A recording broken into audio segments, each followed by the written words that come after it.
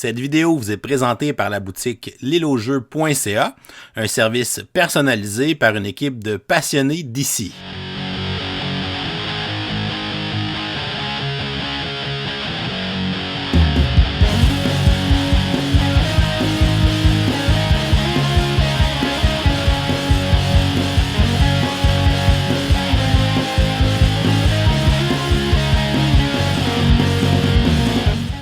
Salut les gamers, bienvenue après ça à Board Game, je m'appelle David. Aujourd'hui à Board Game 101, je vous présente le jeu Oltré.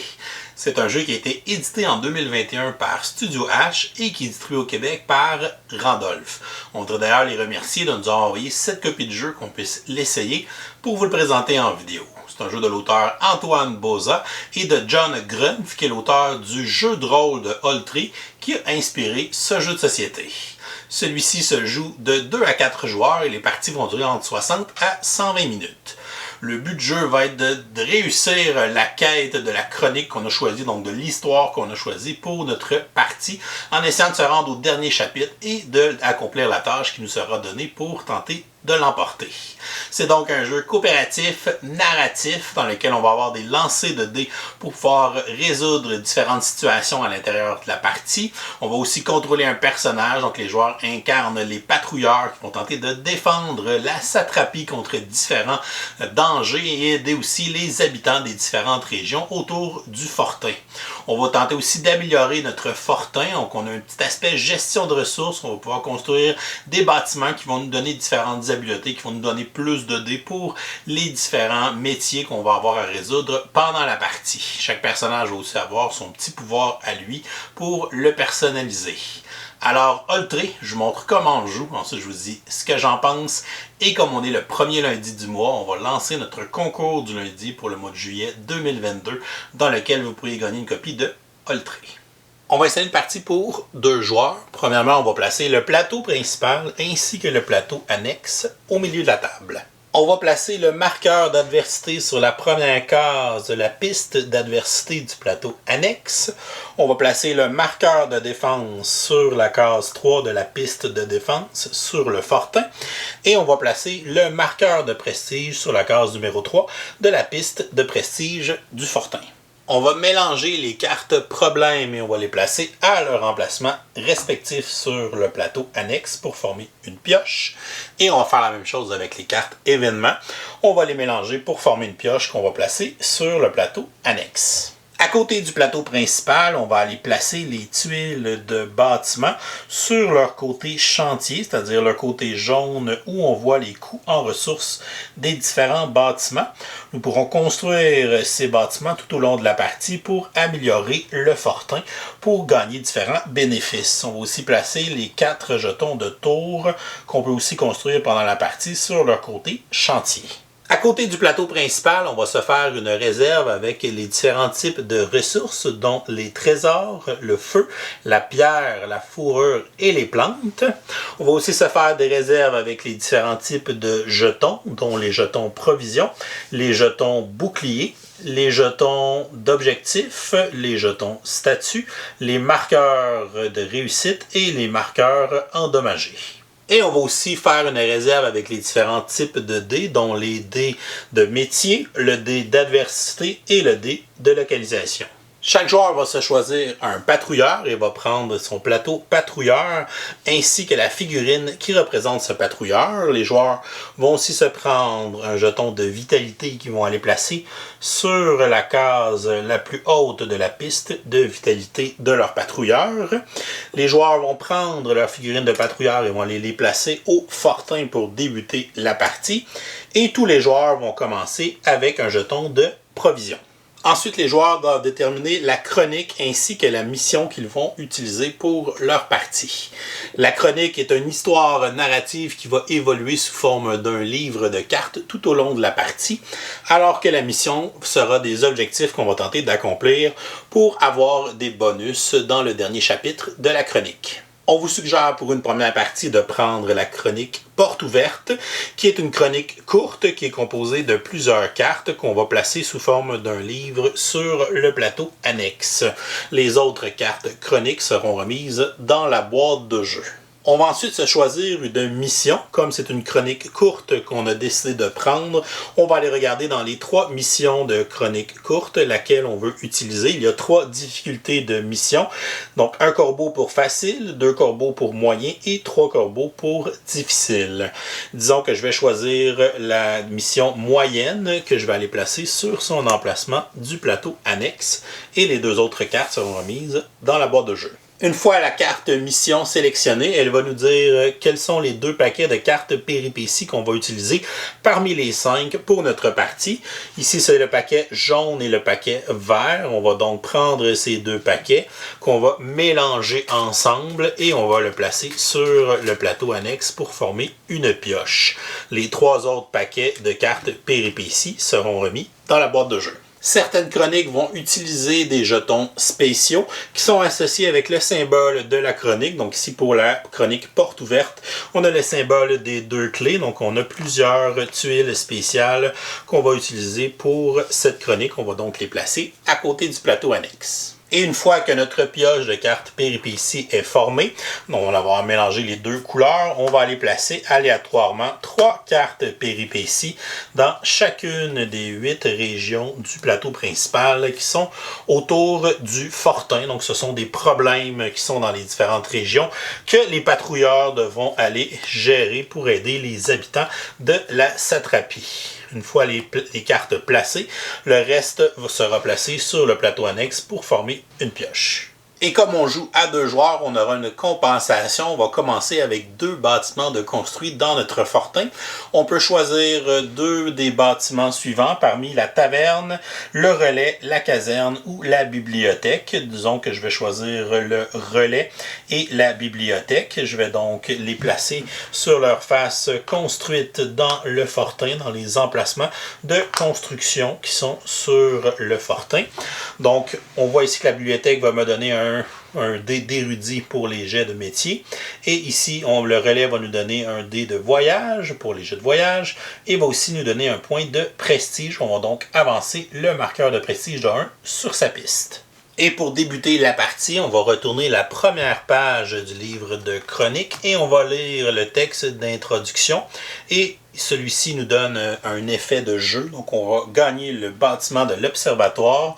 Donc on va aller le construire lui aussi dans le fortin.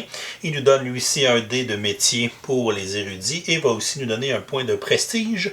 On va donc augmenter à 5 sur la piste de prestige. Une partie de Holtré se joue à tour de rôle parmi les joueurs qui incarnent les patrouilleurs.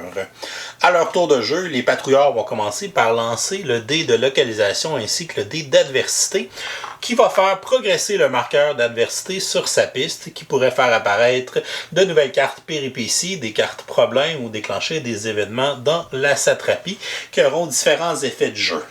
Éventuellement, le marqueur va faire le tour de sa piste et va aussi revenir sur la case de chronique, ce qui va nous permettre de tourner la prochaine page de notre chronique et de continuer l'histoire qui aura aussi des effets de jeu sur la partie. Par la suite, le patrouilleur pourra effectuer 2 actions différentes comme se déplacer dans les différentes régions, aller affronter les péripéties dans les régions du plateau, pourront aussi aller demander l'aide de la communauté pour pouvoir gagner différents effets de jeu, dont des ressources qui leur permettront de construire de nouveaux bâtiments dans leur fortin pour devenir de plus en plus forts et affronter les différents dangers dans la satrapie. Tout au long de la partie, les joueurs vont tenter de réaliser les 3 objectifs de leur carte mission en sécurisant différentes régions sur le plateau principal, en réglant les péripéties et en construisant des tours de guet. Ils pourront aussi régler des cartes problèmes qui apparaîtront dans les différentes régions, pourront dépenser certaines ressources ou bien avoir construit des bâtiments demandés par la carte mission.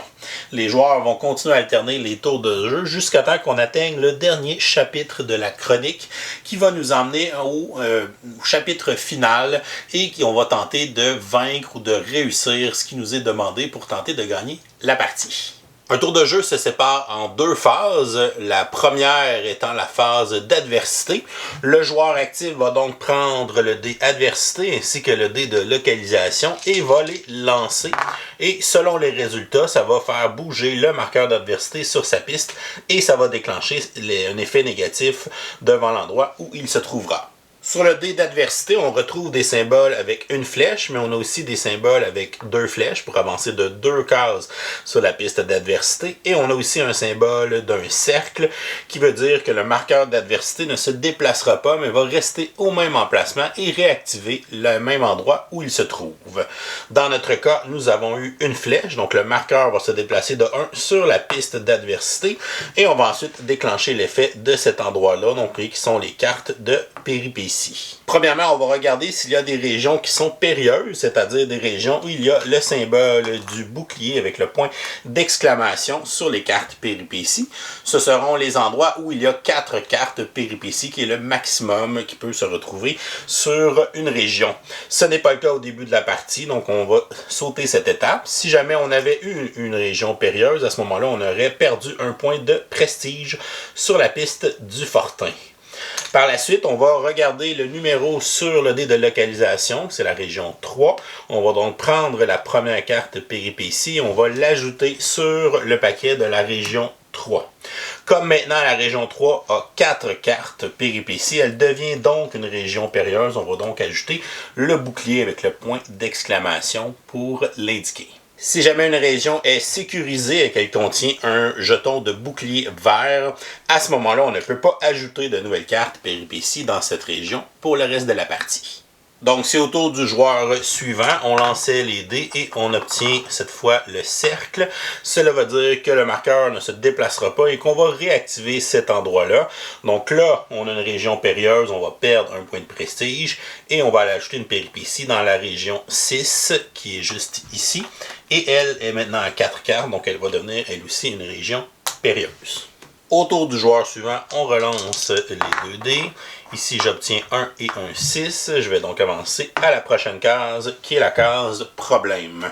On va tout simplement prendre la première carte problème et on va la placer dans la région du dé de localisation, donc dans la région 6. Et la carte problème va venir recouvrir la case de la communauté. Donc, on n'aura plus accès à ce pouvoir tant que la carte problème n'aura pas été réglée. Si jamais il y avait déjà une carte problème dans la région qu'on a lancé le dé, à ce moment-là, on va aller à la prochaine région en sens horaire. Et si jamais il y a des cartes problèmes dans les 8 régions, à ce moment-là, on va perdre un point de prestige à la place. Au tour suivant, le joueur lance ses dés et on a obtenu encore un déplacement. Donc, on va aller à la case d'événements. On va tout simplement piocher la première carte événement et on va la lire. Ici, c'est un événement avec un éclair. Donc, c'est un événement instantané. On va appliquer son effet une seule fois et ensuite, la carte n'aura plus d'effet. Par exemple, un coup de chaud à raison de plusieurs bêtes malades et de quelques anciens fragiles et du moral des troupes. Tous les patrouilleurs perdent un point de vie, donc les patrouilleurs vont descendre de 1 sur leur piste de vitalité. Et ensuite, cet événement n'aura plus aucun effet. On retrouve aussi des événements persistants. Donc, par exemple, si j'avais à la place cette carte qui est la pluie incessante. Donc, on nous dit une pluie abondante et froide empêche toute activité extérieure. Les actions construire et réparer sont impossibles. Donc, tant que cette carte est sur le dessus de la pioche événement, de la défausse événement plutôt, on va appliquer son effet. Donc, les joueurs ne pourront pas prendre d'action de réparation et d'action de construction tant qu'on ne sera pas revenu et qu'on ait placé une carte d'événement par-dessus celle-ci. Et le tour suivant, on va lancer les dés. Ici, on va revenir au début de la piste. Donc, on va tomber sur la case chronique. Lorsqu'on tombe sur cette case, on va simplement tourner la prochaine page du livre et lire l'événement ainsi que ce qui va être demandé par l'histoire de notre chronique qui progresse. Pour ne pas vous divulgacher tout le reste de cette histoire, donc je ne retournerai pas les autres pages de la chronique. On ne peut pas sauter par-dessus cette case. Donc, si par exemple, j'étais à la case d'événement et que j'ai obtenu 2 flèches, normalement, on avancerait de 2 sur la case et on active la case où on termine notre déplacement. Mais on est obligé d'arrêter sur la case chronique, peu importe le nombre de déplacements qu'on a obtenu. Et ici, au tour suivant, j'obtiens le rond, donc qui veut dire qu'on ne déplace pas le marqueur et qu'on réactive cet emplacement-là. On ne peut pas le réactiver tout de suite sur la chronique pour faire avancer l'histoire, donc on est obligé d'avancer de 1 dans ce cas-ci et aller ajouter des cartes péripéties à la place. Une fois que le joueur a lancé le dé adversité, le dé de localisation, qu'il a activé l'endroit où tombe le marqueur, il passe à la deuxième phase, qui est la phase d'action. Le joueur doit effectuer 2 actions différentes à son tour de jeu. La première action disponible est de se déplacer. Donc, un joueur peut prendre une de ces actions à son tour de jeu pour effectuer un déplacement. On peut se déplacer dans les zones qui sont adjacentes. Donc, pour l'instant, nos patrouilleurs sont au fortin. Le fortin est au milieu du plateau. Il est donc construit comme étant adjacent aux 8 régions qui sont autour de celui-ci. Chaque région va être adjacente à 2 autres régions. Par exemple, si la région 3 est adjacente à la région 2 et est adjacente à la région 4, et elle est aussi évidemment adjacente au fortin. Donc, avec un point de déplacement, notre patrouilleur rouge pourrait décider de se déplacer dans la région numéro 3. La deuxième action possible est se reposer. Lorsqu'un patrouilleur effectue cette action, il va gagner un point de vitalité, donc il va augmenter de 1 sur sa piste de vitalité. Il ne peut pas dépasser le maximum de celle-ci. Et il va aussi gagner une provision en effectuant cette action. Chaque patrouilleur a un maximum de 3 jetons de provision qu'il peut transporter sur lui. On remarque aussi que sur son échelle de vitalité, il a un endroit avec un symbole d'un cercle avec une barre, ce qui est le seuil de fatigue. Donc, lorsque notre vitalité atteint notre seuil de fatigue, le joueur n'aura plus accès à l'habilité spéciale de son personnage. Il aura de nouveau accès à cette habilité lorsqu'il justement il prendra une action pour se reposer ou qu'il y aura un effet de jeu qui va lui permettre de remonter en haut de ce seuil avec son marqueur de vitalité, comme c'est le cas pour Gaspard, qui lui maintenant aurait accès à son pouvoir puisqu'il est au-dessus de son seuil de vitalité. Et son pouvoir, lui, c'est une action spéciale, donc il peut prendre une de ces 2 actions régulières pour effectuer l'action spéciale de son personnage. S'il se trouve en région, il peut gagner n'importe quelle ressource de son choix. La troisième action possible est de solliciter la communauté. Pour faire cette action, on doit être dans une des 8 régions du plateau principal autour du fortin. Et chaque région va avoir une action différente pour sa communauté. On ne doit pas avoir de carte problème pour pouvoir demander de l'aide à la communauté. C'est pour ça que cette carte cache l'icône d'action de la communauté.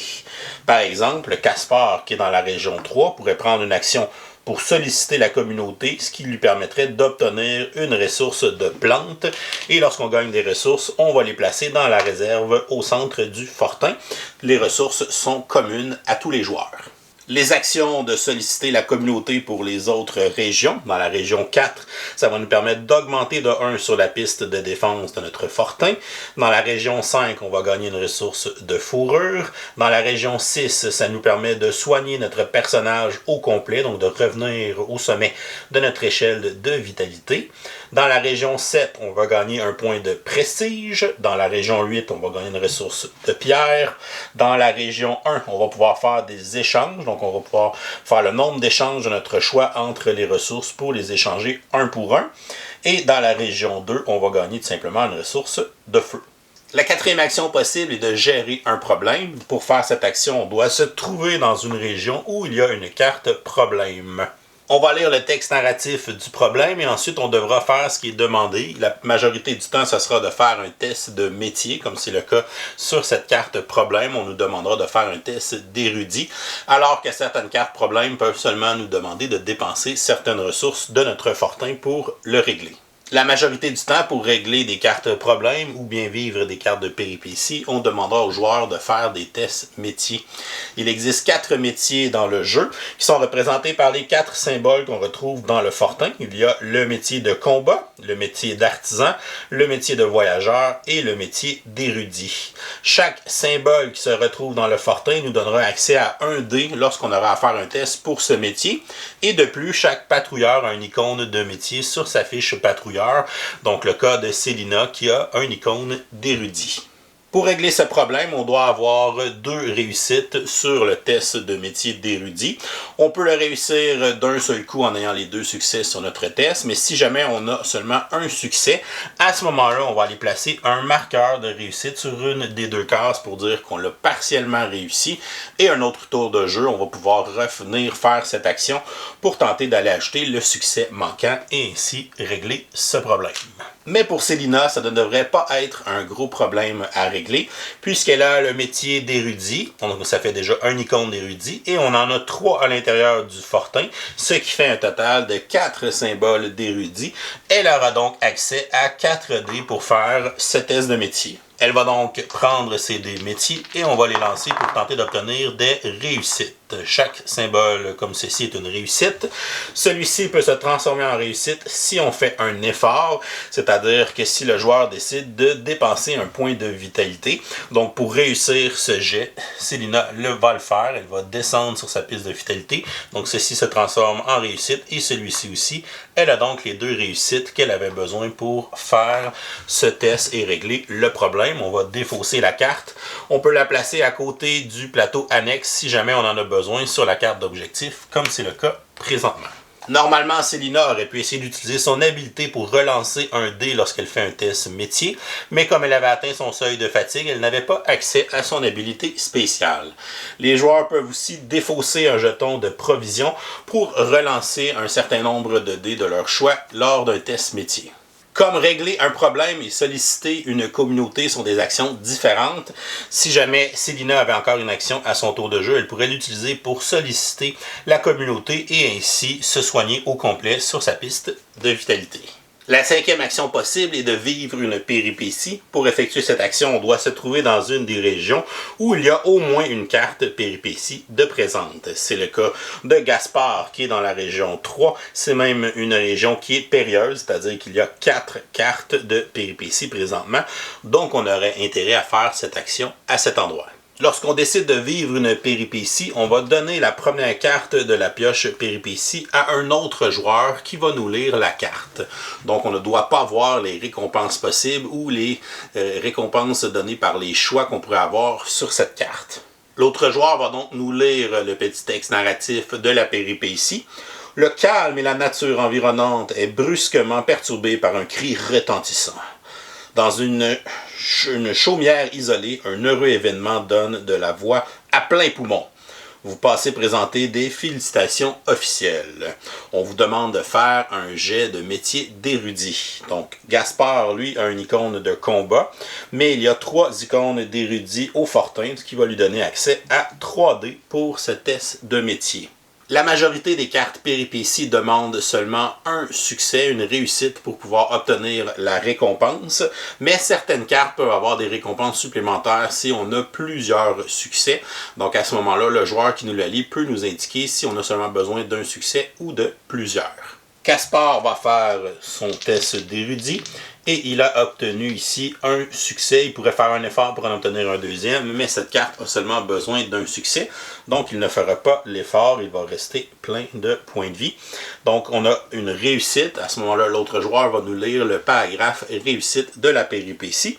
Vous faites bonne impression et les parents décident de donner votre prénom à leur nouvel enfant.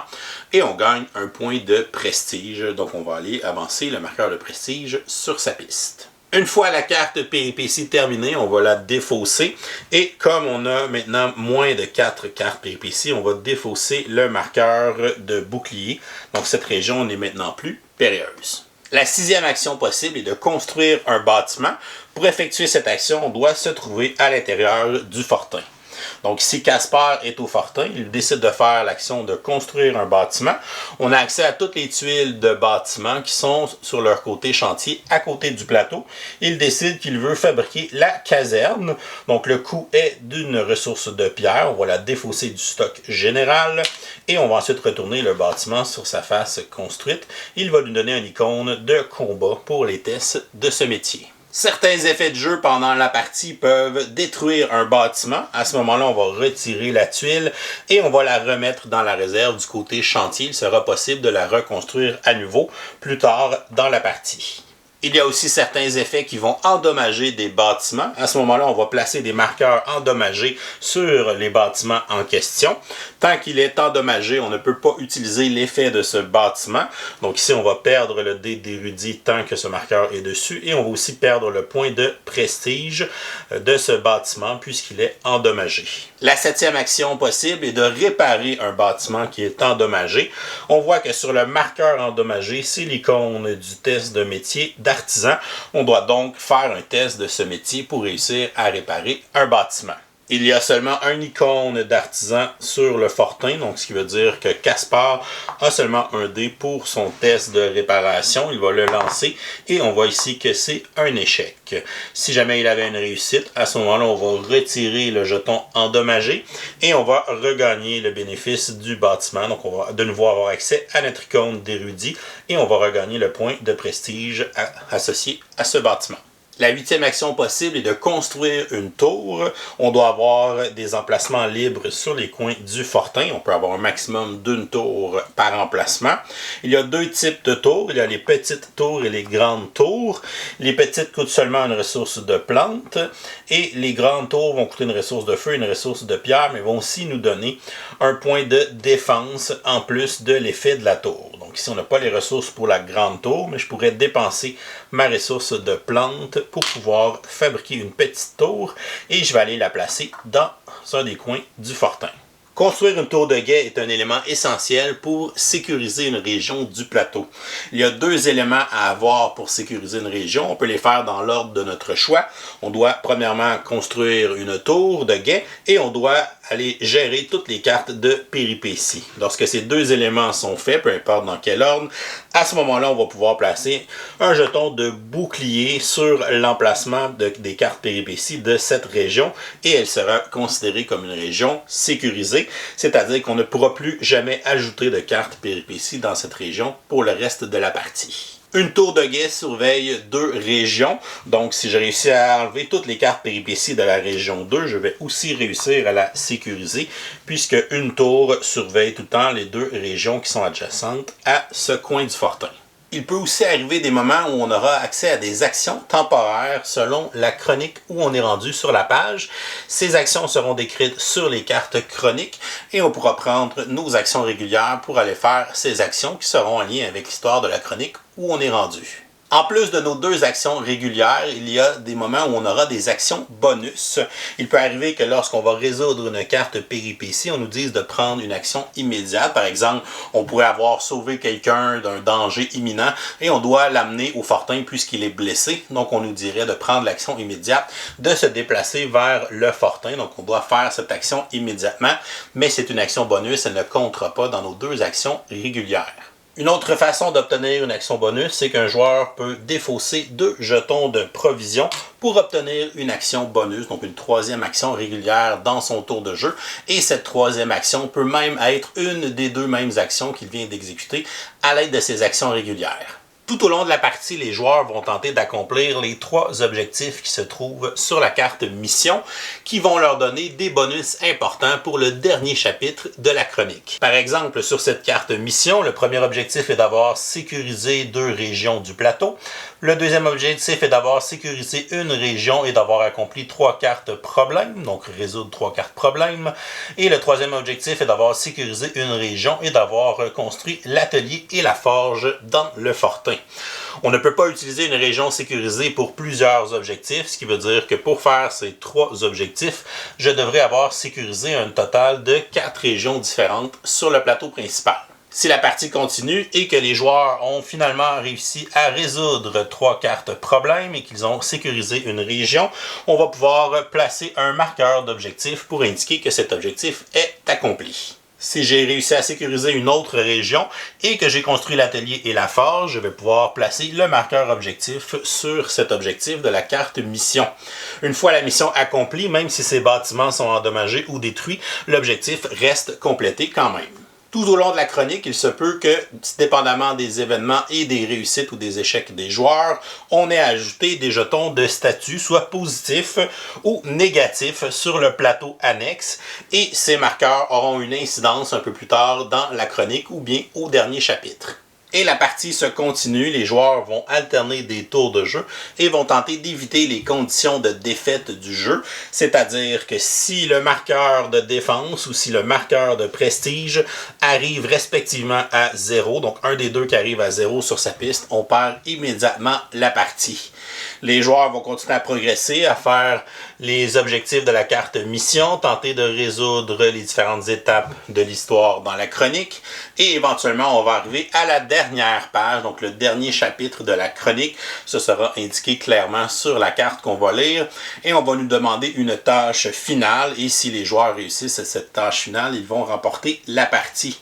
Selon les objectifs qu'ils ont accomplis et les jetons statuts qui sont déposés sur le plateau annexe, cela peut nous donner des bonus pour le test final de la chronique. Et voilà, c'est comme ça qu'on joue à Oltré. Je vous reviens avec mon opinion personnelle. Qu'est-ce que je pense de Oltré? On va regarder les côtés positifs. Premièrement, c'est vraiment une superbe production. Donc, le matériel à l'intérieur du jeu, il est vraiment excellent. J'ai rarement vu des ressources aussi belles. Donc, les grosses ressources en bois, puis c'est pas des collants qu'on a à placer, donc c'est déjà tout comme ça, tout imprimé sur les différentes ressources, donc c'est vraiment de très belle qualité. Les petits meeples aussi pour les patrouilleurs, donc chaque patrouilleur est différent pour représenter le personnage qu'il incarne, donc c'est vraiment des belles attentions aux détails pour la qualité du matériel, des gros dés en bois, la qualité des cartes aussi qui est très bien, il y en a quand même beaucoup aussi à l'intérieur, le fait qu'on a beaucoup de chroniques aussi, ça fait qu'il y a beaucoup de matériel, donc c'est vraiment très bien, la qualité elle est vraiment au rendez-vous. J'adore aussi la direction artistique de Monsieur Vincent Dutray, un des artistes que j'aime beaucoup dans les jeux de société. Donc je pense qu'il rend honneur à cet univers médiéval fantastique là, qui est inspiré du jeu de rôle Oltré, qui est un jeu de rôle français que je ne connaissais pas avant de jouer à ce jeu de société. Sinon, pour le gameplay, le livre de règles est quand même bien fait, même si j'ai pas trippé tant sur la structure. Toutes les informations qu'on a besoin pour savoir au jeu, pour apprendre le jeu, c'est vraiment bien inscrit à l'intérieur. On a des exemples aussi, c'est clair. L'iconographie qu'on utilise à l'intérieur du jeu, donc de gagner des ressources, de payer un coût pour une action, les choix qu'on a à faire aussi. Donc, c'est vraiment facile d'assimiler ce système d'icônes-là. Donc, le système de règles se prend bien en main. Donc, ça, c'est très intéressant. Ensuite, pour le gameplay, j'ai aimé le petit sentiment d'aventure qu'on va avoir dans le jeu, le petit sentiment d'imprévu, des choses qu'on ne sait pas qui vont arriver. Donc, premièrement, on a le système de chronique, qui est le premier aspect narratif qui est, je trouve, intéressant. Le fait qu'on a 6 histoires différentes qui sont sous forme de cartes, avec comme un livre qu'on va tourner les pages au fur et à mesure qu'on va avancer dans la chronique. On va avoir des événements qui vont arriver, il va se passer des choses. Donc, on suit une histoire qui va avoir un impact sur notre partie, qui va influencer ce qui va se passer. Et selon l'histoire, on peut essayer de s'enligner aussi sur ce qu'on veut améliorer dans le fortin. Si on pense que c'est une histoire qui risque d'avoir beaucoup de combats, ben je vais aller peut-être faire les bâtiments de combat avant. Fait qu'on peut essayer d'interpréter un peu l'histoire, puis où la narrative s'en va, pour influencer nos choix dans ce qu'on va avoir besoin pour fabriquer dans le fortin. Ça aussi, c'est intéressant parce que ça donne un petit aspect de progression au jeu.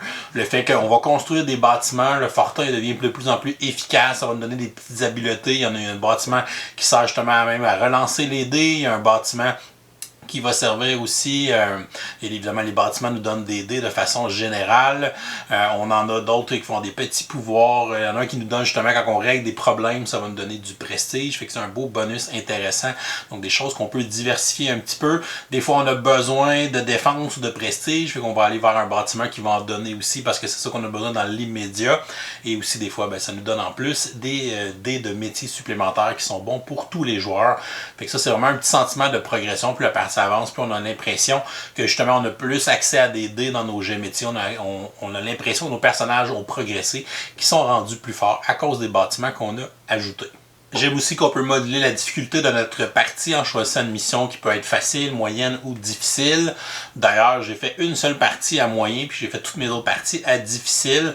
Comme c'est un jeu qui est de difficulté familiale à la base, ça reste quand même simple et accessible. Donc, je voulais avoir un peu plus de défis. Donc, je vais y aller avec les missions difficiles pour avoir un peu plus de challenge dans mes parties. Fait que ça, c'est intéressant d'essayer de s'ajuster un peu au niveau des joueurs. Si on joue avec des plus jeunes, mais on va peut-être prendre la mission facile justement pour leur donner plus de chances de réussir dans le jeu. Fait que ça, c'est intéressant. Ça peut s'adapter à différents types de joueurs. Les tours de jeu sont super fluides. Donc, on joue à 2, 3 ou 4. Je pense qu'il n'y a pas de problème à ce niveau-là. On fait la phase où on lance les dés de mal, si on veut, au début. On va avancer le marqueur, on va faire un petit événement négatif. Après ça, notre tour de jeu, c'est relativement rapide parce qu'on a 2 actions. Généralement, on va faire un déplacement puis une action à quelque part, ou si on est à quelque part où on a accès à 2 actions différentes, on va le faire. Donc le fait que c'est deux actions seulement, donc c'est pas très long les tours de jeu, on n'attendra pas nécessairement beaucoup avant que ça revienne à notre tour de jeu. Pour les côtés négatifs, même si c'est un jeu coopératif qu'on pourrait jouer en solo, c'est pas quelque chose que je recommande. Parce que le fait que c'est toujours un autre joueur qui doit lire nos cartes péripéties, parce que quand on a un choix ou quand on voit les récompenses d'avance, ça peut influencer nos décisions. Fait qu'on perd un peu cet élément-là de surprise avec les cartes péripéties si on joue en solo, parce qu'on est obligé de contrôler deux personnages.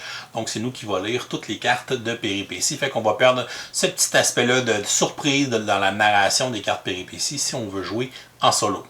Les tours de jeu sont ultra rapides, mais justement le fait qu'on ait seulement deux actions, on dirait que des fois c'est pas très satisfaisant ce qu'on accomplit dans un tour de jeu, parce que souvent on va avoir à se déplacer avec une de nos deux actions, fait que là l'autre action, ben, je peux aller chercher une ressource, puis là c'est tout ce que j'ai fait dans mon tour de jeu, fait que j'ai pas l'impression d'avoir accompli grand chose. Donc il manque un petit peu de sentiment d'accomplissement d'avoir seulement les deux actions, puis que souvent on va en utiliser une des deux pour se déplacer sur le plateau. Sinon pour le côté narratif, j'ai beaucoup aimé tantôt, comme j'ai dit, le côté des chronique, donc la petite histoire qui va progresser. J'ai peut-être un peu moins embarqué dans les péripéties. Je trouvais que les petits textes narratifs des péripéties devenaient un petit peu redondants. Puis après, la deuxième partie où on a un paquet de la même couleur qu'on a déjà utilisé, on a sensiblement toutes vu les cartes déjà. Donc déjà, on les lisait en accéléré ou des fois, on skippait le texte parce qu'on les connaissait déjà, on les avait vus dans une autre partie. Puis on allait directement à la décision ou au jet. Donc je trouve que ce petit aspect-là, oui, c'est cool d'avoir plusieurs paquets de cartes péripéties, mais on dirait que dès qu'on va avoir joué qu'un paquet, la prochaine partie, qu'on retourne dans un des paquets qu'on a déjà utilisé, on sent une certaine redondance dans ce petit côté narratif-là qui je trouve un petit peu plus générique et moins intéressant que les chroniques. La chose, je pense, que j'ai le moins aimé, c'est la finalité, comment on gagne une partie dans Oltré. Donc oui, on suit l'histoire de la chronique et éventuellement on va se rendre au dernier chapitre. Et au dernier chapitre, bon, selon les événements, selon ce qui s'est passé, ben, on va nous demander de faire le jet final. Donc la finalité de gagner ou perdre va être résolue par un seul jet de dés. Donc des fois, j'ai l'impression que tout ce que j'ai accompli pendant la partie, oui, ça a un impact, oui, ça peut aider le jet de dés final, parce que si j'ai accompli des objectifs sur la carte mission, ça va me donner des bonus, on peut en avoir des dés supplémentaires, ou des relances, ou des succès automatiques sur le jet final, mais ça reste que c'est quand même un jet de dés qui va décider si on va gagner ou pas la partie. Fait que si ça fait 1h30, 2 heures que je joue, ben c'est juste un jet de dés qui va décider si on gagne ou pas. Ça me titille un peu, parce que c'est des dés où on a 50% de chance de réussite, versus 50% de chance d'avoir rien. Et j'haïs ça, les jeux qui a des faces vides sur les dés. Je trouve ça frustrant, je trouve ça plate. Donc, le fait que 50% des faces soient vides sur le dé, c'est un peu tannant.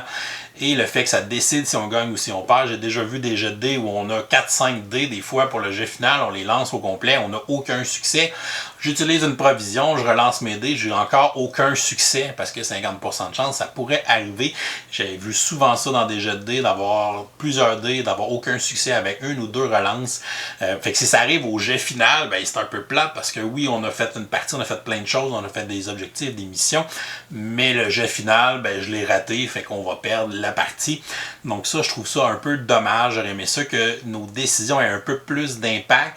Et je trouve même que c'est plus satisfaisant d'essayer de faire les objectifs de la carte mission. Ils sont plus challengeants, plus fun à essayer d'accomplir parce qu'ils tournent autour du cœur du jeu que de plutôt mettre ça sur un simple jet de dés final à la fin. Donc ça, j'ai moins trippé sur cet aspect-là du jeu. Et comme le jet de dés final de chacune des chroniques va être le même chaque fois que je veux refaire cette chronique-là, ben oui, il y a une certaine rejouabilité. Je pourrais rejouer une même chronique 2-3 fois. Je peux changer les paquets de cartes péripéties. Ça change plus ou moins quelque chose selon moi pour les cartes péripéties. Mais le fait que je connais le jet final dans la chronique, si je la refais une deuxième ou une troisième fois, ça enlève le côté découverte, le côté que je sais pas trop, j'y vais un peu à tâtons, le côté aventure. Donc je trouve que c'est moins bon la deuxième fois ou la troisième fois qu'on joue une chronique parce que le fait de savoir justement c'est quoi le jet final, je sais que c'est un jeu de voyage, mais là je vais aller faire les bâtiments pour le voyage parce que je sais qu'on a besoin de ça à la fin, puis c'est ça qui va déterminer si on gagne. Fait que oui, la rejouabilité elle est là, mais elle est moins intéressante. Je trouve que le jeu est vraiment à son plein potentiel la première fois que tu découvres une chronique au complet, donc on en a 6 à l'intérieur du jeu. Somme toute, Oltré, je vais lui donner une note de C+. Pour moi, c'est un jeu coopératif qui est correct. qui a un très beau matériel, un bel univers qui est inspiré d'un jeu de rôle, une belle direction artistique, un système qui est facile à prendre en main, une belle iconographie. Ça se veut très accessible, très familial, je dirais. Même si on peut augmenter la difficulté, ça reste quand même un système relativement simple à prendre en main.